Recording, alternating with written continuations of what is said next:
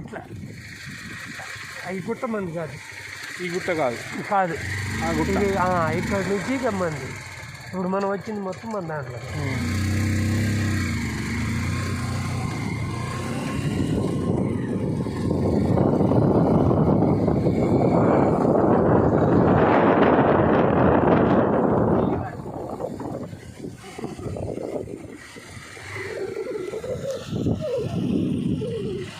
ఇటు ఆ తోట హద్దు సార్, మామిడి తోట.